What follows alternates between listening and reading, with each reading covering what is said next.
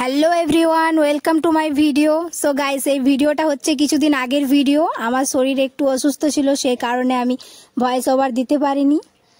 Guys, সেদিন ছিল আমাদের গ্রামে কুঞ্জবিলাস, তো আমরা গিয়েছিলাম কুঞ্জবিলাস দেখতে, আর আমাদের সাথে তোমরাও সেটাকে উপভোগ করো।